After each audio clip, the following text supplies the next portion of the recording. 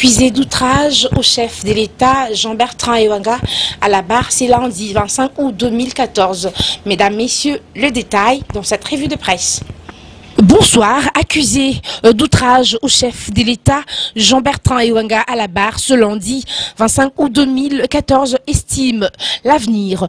Les députés nationaux Jean-Bertrand Ewanga de l'Union pour la Nation va de nouveau comparaître devant la Cour suprême de justice ce lundi 25 août 2014. C'est du moins ce qu'a annoncé son avocat conseil qui est en même temps son collègue député, l'honorable Baudouin Maillot. Il est accusé d'avoir tenu des propos xénophobes et tribaux contre les chefs de l'État lors du meeting populaire de l'opposition tenu les samedis 2 août à la place Sainte-Thérèse dans la commune d'Endjili. Au journal d'ajouter les droits s'expriment, mais les conditionnels de Maillot dit tout.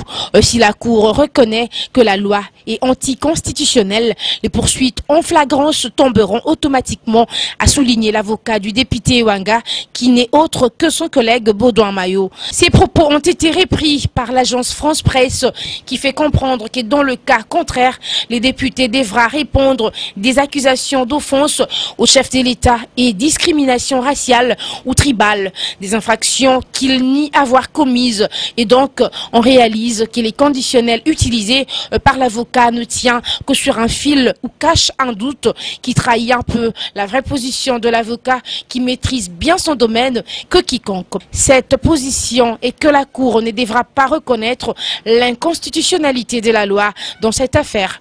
Les choses sont claires et ce n'est pas à la Cour d'aller à l'encontre de la logique ou de contredire la loi pour faire plaisir à l'UNC, dont les députés reconnaissent consciencieusement sa culpabilité. En cas d'oubli, ajoute le journal, les médias présents à ce meeting pourront bien lui remettre les faits afin de mieux s'en apercevoir. Changeons à présent de chapitre pour parler de la violence sexuelle avec Géopolis Hebdo qui titre Janine Mabunda en mission d'écoute au Nord Kivu.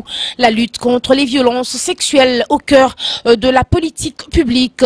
La conseillère du chef de l'État en matière des violences sexuelles et recrutement des enfants dans les groupes armés, Janine Mabunda, est pour la première fois à Goma, chef-lieu de la province du Nord Kivu, depuis ce mardi 19 août 2014. Pour Madame Mabunda, le Nord Kivu a fait une certaine évolution dans la lutte contre les violences sexuelles et toutes ces victimes ont droit aussi de bénéficier des dividendes de la paix qui est en train d'être recouvrée. Elle se propose de faire le tour de la province pour écouter différents partenaires qui travaillent dans son secteur avant de rendre public son chronogramme et plan de travail.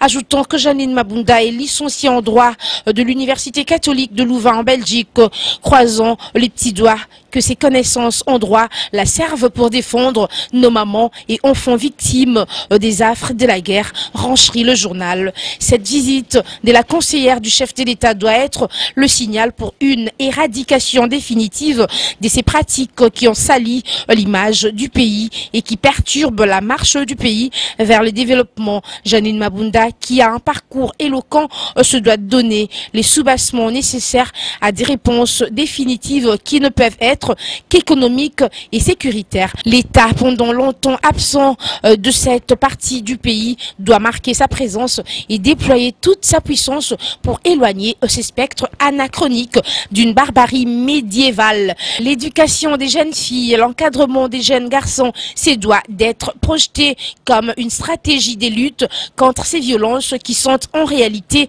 la manifestation d'un grand déficit culturel. Et enfin, Forum des As boucle cette revue de presse et titre Palou, un an pour célébrer les jubilés d'or. À cet effet, le parti du patriarche Antoine Gizenga annonce une série des manifestations qui s'étalent du 22 août 2014 au 22 août 2015.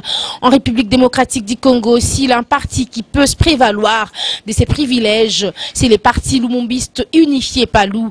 Le parti d'Antoine Gizenga est les seuls dans cette catégorie. Voilà dans donc 50 ans que ces partis nés de la fusion des grandes tendances lumumbistes d'alors, un demi-siècle des luttes contre les néocolonialismes et sa variante congolaise que fut la dictature moboutiste. 50 ans de combat pour la réhabilitation du peuple comme souverain primaire, 50 ans de lutte pour l'éducation d'une élite. À l'occasion de ces jubilés d'or, le parti lumumbiste unifié est sorti de sentiers battus pour lancer un vaste débat de fond sur tous les aspects de la vie nationale. Fidèle à sa logique, les Palous entend aborder par exemple la question de la Constitution, non pas dans ses aspects opportunistes du genre pour ou contre la révision, mais pose un problème de fond de la Constitution conçue en amont par le peuple et sanctionnée en aval par le même peuple. En somme, une Constitution dont le peuple sera alpha et l'oméga. Vivement l'approche du Palou. C'est tout donc pour cette revue de presse, mesdames, messieurs, bonsoir. S'achève enfin cette revue de presse. Merci à vous, mesdames, messieurs, de l'avoir écouté. Retrouvez-moi demain, Inch'Allah. Portez-vous bien d'ici là. Merci.